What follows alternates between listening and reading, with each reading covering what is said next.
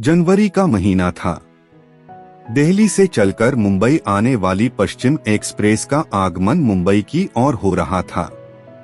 Second class sleeper के toilet में वरुण ने अपने चेहरे पर पानी के छींटे मारते हुए अपने चेहरे को आखिरी बार शीशे में देखा।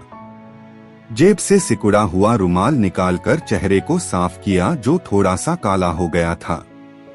शायद यह दिल्ली से मुंबई तक के सफर की धूल और पसीने का रंग था। अचानक बाहर से लोगों की आवाज उसके कानों में पड़ने लगी। ट्रेन के पटरी बदलने की धड़क धड़क के शोर की वजह से आवाजें साफ नहीं सुनाई दे रही थीं। वरुण जैसे ही टॉयलेट का दरवाजा खोलकर बाहर आया तो हैरान रह गया। लोगों ने दरवाजे पर अपना सामान लगाना शुरू कर दिया था। मीरा रोड स्टेशन को छोड़कर ट्रेन बोरीवली की ओर बढ़ चुकी थी।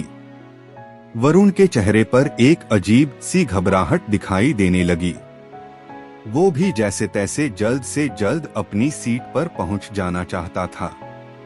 लोगों के तानों की परवाह किए बगैर वो उनके सामान को लौटता हुआ 45 नंबर सीट पर पहुंच गया, जहां सहमी हुई सी निशा बस उसी के आने का इंतजार कर रही थी, जिसने चेहरे को हरे रंग की चुन्नी से ट्रैका हुआ था। निशा की आंखें देख ऐसा लगा जैसे वो सोच रही हो कि वरुण उसे छोड़कर कहीं चला गया है। कुछ पल के लिए दोनों की नजरें मिली, मानो वरुण उसे आश्वासन देना चाह रहा हो कि ऐसे कैसे छोड़ जाऊंगा। निशा का गोरा रंग, उम्र लगभग 24 साल की, हाथों में चूड़ा। उसके पहनावे से साफ लग रहा था कि नई शादी हुई है उसकी। हाँ, वरुण अपनी पत्नी निशा को पहली बार शादी के बाद मुंबई लेकर आया था। एक हिचकिचाहट थी दोनों के बीच।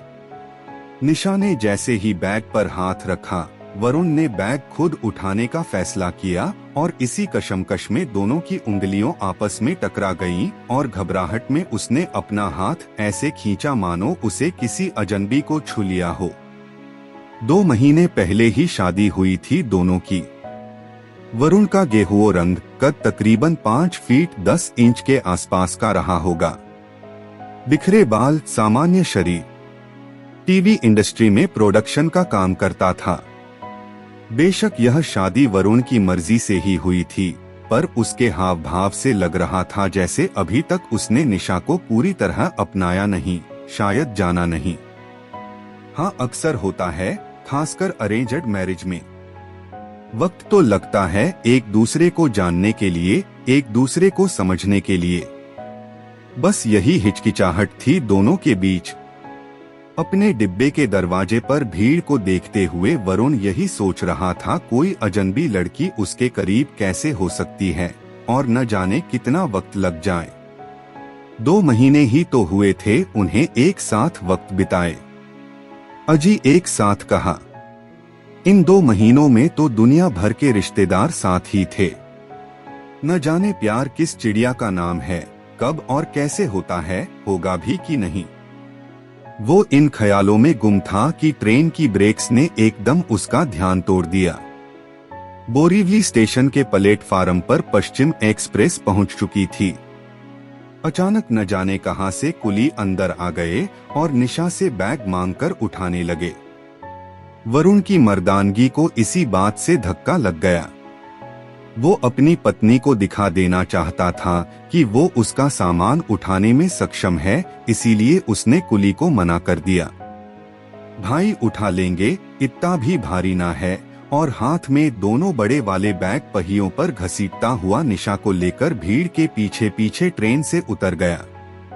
उसकी गर्दन निरंतर पीछे मुड़ जाती थी, यह देखने के लिए कि निशा है न, और निशा उसकी हर नजर का इशारे से जवाब देती, मानो कहना चाहती हो, बच्ची नहीं हूँ। वरुण ने सामान प्लेटफार्म पर अभी ठीक से रखा भी नहीं था कि अचानक एक जोर की आवाज से ट्रेन फिर से शुरू हो गई, जो आगे मुंबई सेंट्रल की ओर जा रही थी। बेशक ट्रेन निशा से 15 से 20 फीट दूर थी, पर वरुण ने निशा को जोर से अपनी ओर खींच लिया, मानो निशा को यह संदेश देना चाहता हो कि यह मुंबई है, यहाँ मैं तुम्हारा रक्षक हैं। किसी फिल्मी सीन की तरह पश्चिम एक्सप्रेस वरुण और निशा की नजदीकियां बढ़ाते हुए उनसे दूर निकल गई। अचानक वरुण को एहसास हुआ कि निशा को उसने पब्लिक प्लेस में ऐसे पकड़ लिया है। उसने निशा का हाथ छोड़ दिया। निशा ने भी चैन की सांस ली कि अचानक वरुण ने किसी को देखकर हाथ उठा दिया। उसका दोस्त सूरज उन्हें लेना आया था। सूरज, उम्र लगभग 24 साल, रंग गेहुओं, टी शर्ट और पैंट पहने हुए, चेहरे पर एक मुस्कान। वरुण के साथ ही काम करता था वो। वरुण ने निशा से सूरज की पहचान करवाते हुए कहा, यह सूरज है। सूरज, यह तुम्हारी भाभी निशा। निशा के लिए यह उसके पति की तरफ से मुंबई में पहली पहचान थी। सूरज ने हाथ जोड़कर निशा का स्वागत करते हुए कहा, वेलकम भाभी। और जवाब पाने से पहले ही निशा के हाथ से उसका बैग ले लिया। सबसे बड़ा मिशन तो अब शुरू होना था कि निशा को बोरीवली से बांद्रा तक लोकल ट्रेन में कैसे लेके जाया जाए। वरुण ने एक अध्यापक की तरह निशा को समझाते हुए कहा, इसी प्लेटफार्म पर फास्ट लोकल ट्रेन आएगी और उससे महिलाओं के लिए सुरक्षित डिब्बों में चढ़ना है और बोरीवली के बाद अंधेरी। उसके बाद जो दूसरा स्टेशन आएगा वो बांद्रा है, वहां उतरना है। निशा भी एक विद्यार्थी की तरह हामी भरकर वरुण को संदेश देना चाहती थी कि वो भी एक पोस्ट ग्रेजुएट लड़की है, इतना भी बुद्ध मत समझो उसे। वरुण को आंखों ही आंखों यह संदेश देकर वो अपने फोन पर बात करने लगी। हाँ मम्मी जी, बस मुंबई पहुंच गए हैं। और बात करते करते वहां पहुंच गई जहां महिलाओं के लिए सुरक्षित डिब्बा आता था। वरुण निशा के इस रवैये को देखकर घोड़ी चिंता में था कि निशा ट्रेन में चढ़ भी पाएगी नहीं। बस निशा यह परीक्षा पास कर ले तो समझेगा कि वो मुंबई जैसे शहर में मेरे साथ रहने लायक है। जी हाँ, मुंबई जैसे शहर में अगर रहना है तो सबसे पहले लोकल ट्रेन में चढ़ना और फिर उतरने में निपुणता हासिल करना जरूरी है। वो यही उम्मीद लिए निशा को देखे जा रहा था, जो अभी भी अपनी मम्मी से फोन पर बात कर रही थी। और निशा भी एक बार वरुण को देख लेती, मानो कहना चाहती हो कि लोकल ट्रेन में चढ़ना, वो भी लेडीज कंपार्टमेंट में, कोई रॉकेट साइंस तो नहीं है। और इधर सूरज, जिसने वरुण के सामान की सुरक्षा का जिम्मा ले रखा था, वरुण और निशा के बीच चल रही इस अनकही वार्तालाप का आनंद ले रहा था कि अचानक प्लेटफार्म में प्रवेश करती तेज लोकल का हॉर्न सबको वास्तविकता में ले आया। प्लेटफार्म पर सब ऐसे तैयार हो गए मानो 100 मीटर रेस के लिए घोड़ा अभी दागा जाएगा और गोली चलते ही उन्हें अव्वल आने के लिए दौड़ना है। प्लेटफार्म पर लोकल के आते ही निशा का सारा भ्रम टूट गया जब उसने महिलाओं के डिब्बे में ही महिलाओं को लगभग एक दूसरे पर टूटते हुए देखा। जैसे तैसे निशा उस डिब्बे में घुस तो गई। उसने कुछ किया नहीं, बस भीड़ ही उसे अंदर ले गई। गनीमत थी कि उसका मोबाइल उसके हाथ से गिरते गिरते बचा। वरुण तो खैर ट्रेन में चढ़ने में माहिर ही था और उसके साथ सूरज भी। दोनों ही में सामान समेत ट्रेन में चढ़ गए। ट्रेन रवाना हुई और वरुण और सूरज ने जैसे तैसे उसमें अपनी जगह बना ली। सूरज वरुण से उसकी शादी की किस्से सुनना चाहता था, पर वरुण उन बातों में कोई खास दिलचस्पी नहीं दिखा रहा था।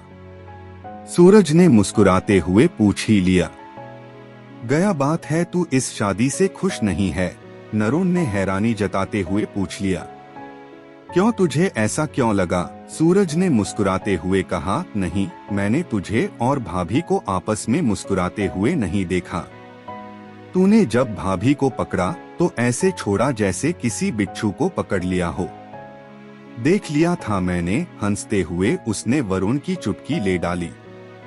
वरुण के पास इस बात का जवाब नहीं था। सूरज ने वरुण को अगला सवाल पूछकर चौंका दिया। प्यार तो करता है न भाभी से? वरुण ने गहरी सांस लेते हुए कहा। यार 2 महीने हुए हैं शादी को, पता नहीं प्यार कब और कैसे होता है, या फिर होगा भी कि नहीं। बड़ा अजीब सा लग रहा है। आज तक अकेले रहते थे, अब एक लड़की आकर साथ में रहेगी। सूरज हैरानी से वरुण की बातें सुने जा रहा था कि साथ वाले ट्रैक से हॉर्न बजाती हुई ट्रेन ने उनकी इस बातचीत पर विराम लगा दिया और देखते देखते बांद्रा स्टेशन भी आ गया। जैसे तैसे वरुण और सूरज बांद्रा स्टेशन पर उतर गए, परंतु निशा नहीं उतरी। ट्रेन रवाना हो गई, भीड़ छूट गई, पर निशा कहीं नहीं दिख रही थी। वरुण और सूरज परेशान होने लगे कि कहाँ गई निशा। सूरज के कहने पर उसने झट से निशा का नंबर लगाया, पर उसकी हैरानी का ठिकाना नहीं था। निशा का मोबाइल नेटवर्क में नहीं था। वरुण की घबराहट बढ़ने लगी क्योंकि निशा के पास तो उसके घर का पता भी नहीं था और शायद पैसे भी नहीं थे। कहीं निशा एक स्टेशन पहले तो नहीं उतर गई या फिर अगले स्टेशन पर चली गई हो। पर कैसे पता चले? पूरे प्लेटफार्म पर हजारों लोग दिख रहे थे पर निशा नहीं। वरुण का तो एक पल के लिए दिमाग काम करना बंद कर गया। अजीब अजीब ख्याल आने लगे। वो प्लेटफार्म के एक सिरे पे भागता तो सूरज दूसरे पे। एक के बाद एक ट्रेन आती रही, लोग उतरते रहे, पर निशा का कहीं पता नहीं था। कहाँ है निशा? किस हाल में? जैसे जैसे समय बीतता जा रहा था, यह सवाल बड़े होते जा रहे थे। वरुण ने झट से मुड़कर देखा कि कुलियों के आरामगृह के बाहर साईं बाबा की छोटी सी प्रतिमा बनी हुई थी। बस उसे दिखते ही उसने आंख बंद की और मन ही मन प्रार्थना करने लगा, हे बाबा मेरी मदद करो। तभी उसकी नजर प्लेटफार्म पर लगे लाउडस्पीकर पर गई, जिस पर अगली ट्रेन के आगमन का अनाउंसमेंट हो रहा था। उसने झट से सूरज का हाथ पकड़ा और स्टेशन मास्टर के कार्यालय की तरफ दौड़ा। स्टेशन मास्टर के कार्यालय पहुंचकर उसने एक सांस में स्टेशन मास्टर को सारी कहानी सुना डाली कि कैसे उसकी पत्नी निशा बोरीवली स्टेशन से लेडीज कंपार्टमेंट में चढ़ी थी और उसे बांद्रा उतरना था, पर उसका कहीं पता नहीं चल रहा।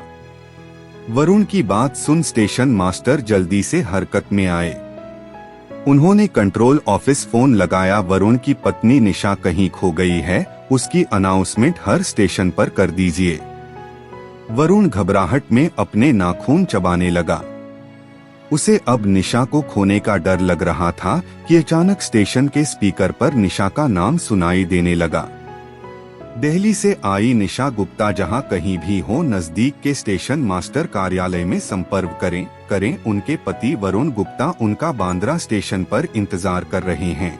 और ऐसी आवाज चर्चगेट से विरार तक हर स्टेशन पर सुनाई दे रही थी, पर निशा की खबर कहीं से नहीं आ रही थी। स्टेशन मास्टर ने वरुण को देखते हुए कहा, आप में से एक जन पिछले स्टेशन अंधेरी पर जाइए और दूसरा अगले दादर पर। वरुण ने समय बर्बाद न करते हुए दादर जाने का फैसला किया और सूरज को अंधेरी जाने को कहा। वरुण न जाने कब प्लेटफार्म नंबर 4 पर पहुंच गया, कब ट्रेन आई और वो कब दादर पहुंच गया। उसकी पत्नी निशा के नाम की अनाउंसमेंट अब भी हो रही थी।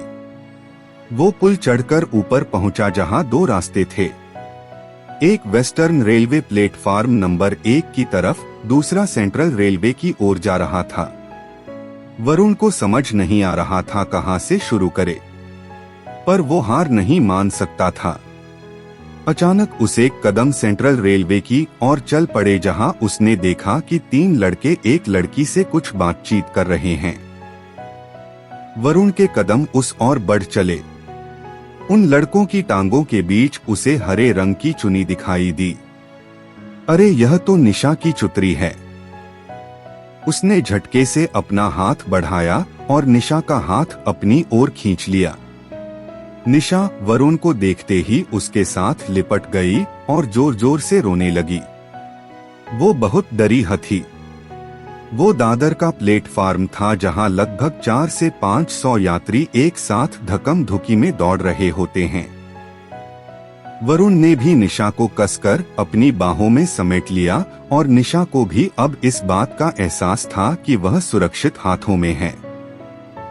बस रोते हुए यही कहे जा रही थी, भीड़ ने मुझे बांद्रा स्टेशन पर उतरने नहीं दिया और मोबाइल भी डेड हो गया। उसी में सारे नंबर थे। मुझे लगा कि आपको खो दूंगी। वरुण के चेहरे पर मुस्कुराहट आई।